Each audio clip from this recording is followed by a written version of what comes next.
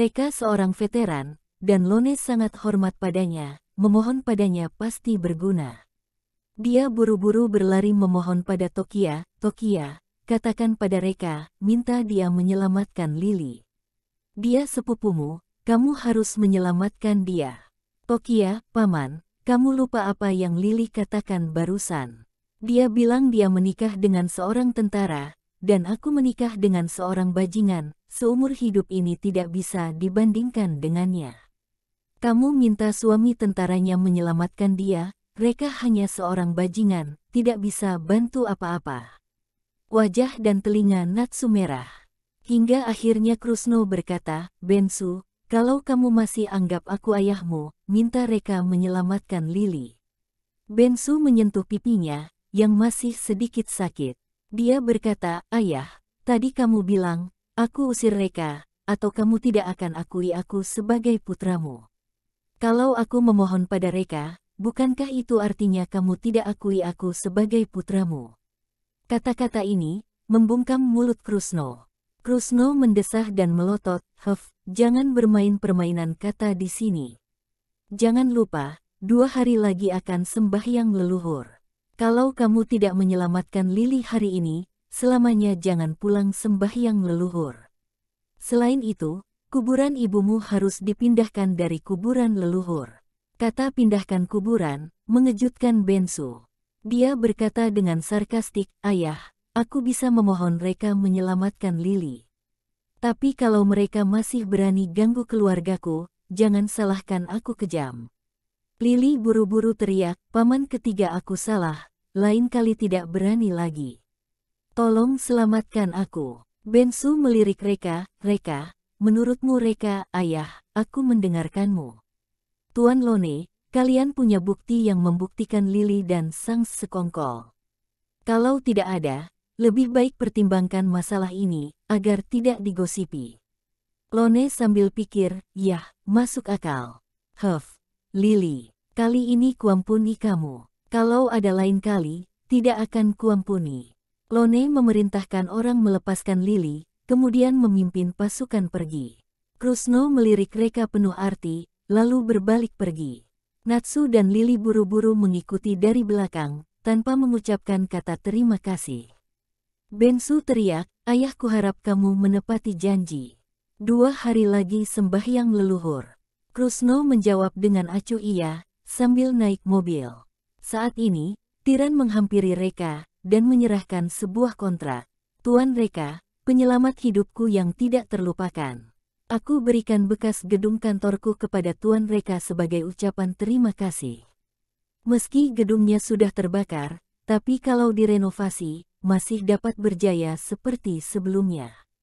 Reka menerimanya, "Terima kasih, seharusnya kamu sudah tahu apa yang harus dilakukan ke depannya, kan?" Tiran mengangguk, "Iya, pergilah." Ucap Reka dengan acuh, "Kalau masih bertindak gegabah, jangan salahkan aku kejam. Aku bisa menyelamatkanmu dan bisa membunuhmu." Tiran mengangguk berulang kali, berbalik dan pergi.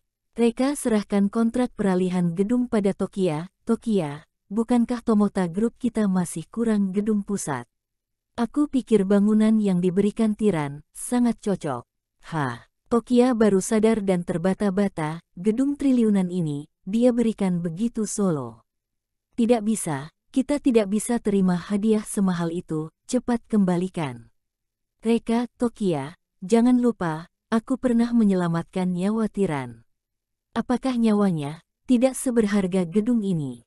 Lagi pula, Tiran sudah pergi, ingin kembalikan juga tidak bisa temukan orangnya." Tokia berpikir sejenak, benar juga katamu." Dia mengambil kontrak dengan tangan gemetar, sambil melihat dan berkata, "Reka, tahukah kamu? Keputusan paling tepat yang pernah kubuat dalam hidupku adalah mempekerjakan kamu sebagai salesman. Nanti gajimu ku tambahkan 1 juta. Reka, jangan lupa, selain pabrik baja miliknya, Tomota Group dan lainnya didapatkan dari salesman-nya ini. Kalau aset itu tidak seharga 20 triliun, setidaknya ada 16-18 triliun. Tapi Tokia hanya menambah gajinya 1 juta." Kerumunan menyaksikan dengan iri. Menantu Bensu ini benar-benar hebat, berhasil dapatkan gedung triliunan. Iya, alangkah baiknya kalau menantuku. Oh iya, kabarnya Tokia dan Reka belum menikah secara hukum, itu artinya putrinya masih ada harapan. Saat ini, Kimi yang berjongkok putus asa tiba-tiba mengingat sesuatu, dan menghampiri Reka. Gerakan tiba-tiba ini mengejutkan Tokia, yang tanpa sadar menarik Reka mundur. Tidak disangka Kimi menghampiri Reka dan berlutut padanya. Dia menangis terisak, "Reka, kumohon tolong selamatkan putraku. Putraku adalah nyawaku, kalau dia mati, aku tidak ingin hidup lagi. Dulu memang Bibi yang salah, Bibi minta maaf, Bibi pantas mati, terserah kamu mau pukul atau marah, selama kamu bisa selamatkan Fitrus." Reka tersenyum nyeleneh. Siapa yang berikan dia kepercayaan, mengira dirinya akan membantu keluarga mereka. "Reka, berikan aku alasan kenapa harus bantu keluargamu. Kimi, kamu pernah pacaran 5 tahun dengan Astina, sekalipun tidak ada cinta, setidaknya ada persahabatan. Bagaimana kalau aku wakili Astina ambil keputusan, biarkan dia menikah denganmu, hari ini juga menikah denganmu." Reka melambaikan tangan, "Maaf, aku tidak mampu berikan mahar 600 juta. Wajah Kimi pucat, dia tahu Reka sedang mengejek kejadian waktu itu. Dia buru-buru mengubah kata-katanya, "Selama kamu setuju, kami tidak inginkan mahar sepeser pun. Kalau kamu tidak tega pada Tokia, putriku, Astina bisa jadi selingkuhanmu." Plak, tidak terduga Reka menamparkan Kimi, "Pergi. Kamu sudah menghina aku, kamu yang begini membuatku merasa jijik. Menyerahlah, aku hanya bantu mereka menemukan kambing hitam, dan mereka hanya memberikan aku spanduk, aku tidak punya kekuasaan apapun di militer, dan tidak bisa bantu kamu." Kimi memegang wajahnya dan matanya merah. Tahanan yang paling dibenci saat itu, memukulinya. Dia sangat benci, ingin memakan dagingnya dan meminum darahnya. Saat ini, raungan datang, "Di mana Kimi? Kimi sialan, keluar kau." Dan orang itu adalah Kapten Asmet, kepala security komplek. Kimi tiba-tiba mengingat sesuatu, wajahnya ketakutan, dan berbalik hendak melarikan diri. Tapi Kapten Asmet sudah melihatnya, dan langsung menendangnya. "Sialan kau, beraninya fitnah aku selingkuh dengan ibu mertua Tuan Reka. Kupukul kau sampai mati, kau akan kuhabisi. Keluarga Tuan Reka bisa dihina oleh serangga busuk sepertimu." Kapten Asmet mengangkat tangannya lebar-lebar, menamparkan Kimi dengan kuat, hingga merintih kesakitan. Afril tidak tega melihatnya, dan mendesah, "Cukup Kapten Asmet, mulutnya memang jahat, jangan pedulikan dia.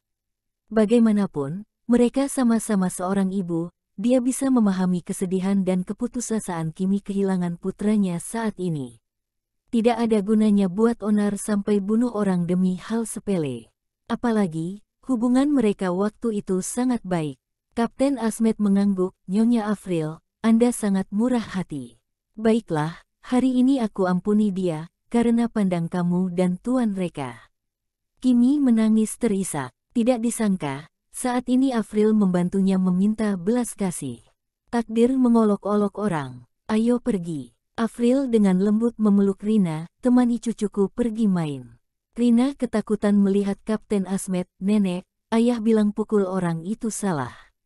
Afril tanya, "Oh, ayah kandungmu yang mengatakannya, atau ayah angkatmu?" "Rina, ayah kandungku." Afril melirik kerumunan dengan kesal. "Kalian semua sudah dengarkan, Rina punya ayah kandung, dan Reka hanya ayah angkatnya. Rina bukan anak haram Reka." Para tetangga menundukkan kepala karena malu.